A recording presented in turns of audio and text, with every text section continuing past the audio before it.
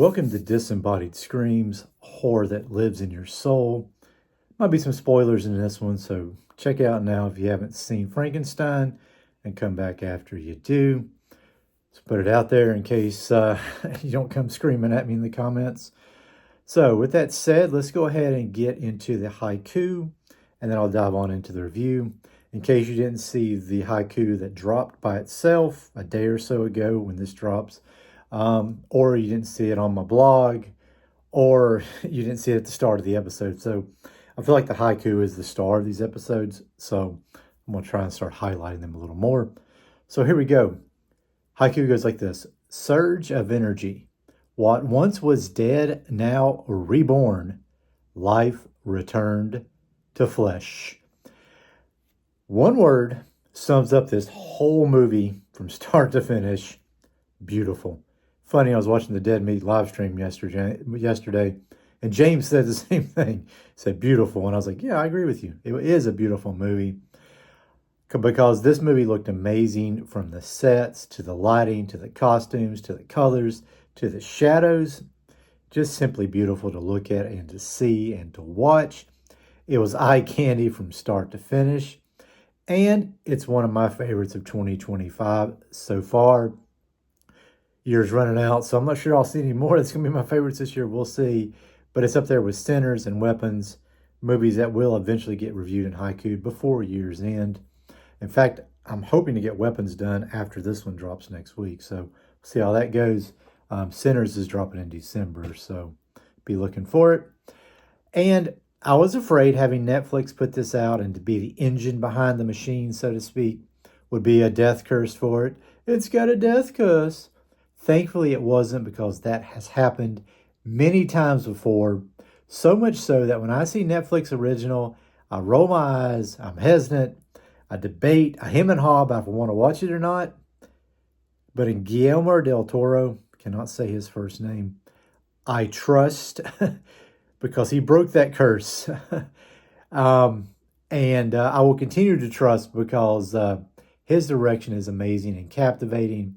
His shot selections and the way he moves and weaves the camera throughout these scenes in this movie and these landscapes and the way he holds the tension and the suspense just by using that camera like only a pro can do. I mean, I just love that aspect of this movie. His direction is flawless. And the story too, which Del Toro adapted for the screen. I was gripped by the story and the conflict and felt strong emotions and feelings for all these characters on the screen. Oscar Isaac did an amazing job in the lead-ish role, I would say. Very convincing as Victor Frankenstein. You felt his pain, his torment, his joy, his passion, his fears, his struggles. You felt it all. I was honestly a little shocked how good a job Oscar did. I loved him as Poe Dameron in the Star Wars movies. I didn't know he had this kind of range. Amazing job in that role.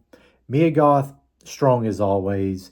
In whatever she does. I've loved her in all the Pearl movies. And I had no qualms, I guess, about her. She's so good. But this movie rises and falls basically on Jacob Elordi, who played Frankenstein's monster. He put so much heart and soul and emotion into this character that I found myself rooting for him most of the time throughout the movie. I felt his compassion, his sorrow, his grief, his confusion. I felt it all because Jacob nailed this role. And if he hadn't, this movie truly would not have succeeded. Kudos to him for stepping up and, handling that big task he had to handle. Rest of the cast was solid too. No complaints in that department. Might be some Oscar buzz for this one later on this year or for next year. It would not surprise me if this gets some kind of Oscar buzz. Moving beyond direction, story, and acting, the effects are top-notch. Money went into this one because the effects simply worked. A few wonky little CGI animal moments, but that's kind of to be expected. But when effects were needed, they looked great. I especially like the look of the monster. Very human-like, but also very monstrous at the same time. It could almost blend in with society, but there's enough off about it that it couldn't. That led to a lot of great moments throughout the film. Score was powerful, some decent gore at times, and on it goes. Needless to say, goodness abounds in this film, and I will probably give this one another watch sometime soon. It's on Netflix. Check it out if you haven't seen it. It's playing in some theaters right now when I'm recording this as of November 12th, 2025, so go see it there. All right, have you seen Frankenstein? Let me know your thoughts about it in the comments on Spotify or YouTube. Follow on the podcast app of your choice if you're on the podcast. Subscribe if you're on YouTube. And do me a big, big favor. Wake up that algorithm like Frankenstein getting hit with a bolt of lightning by hitting that like button multiple times.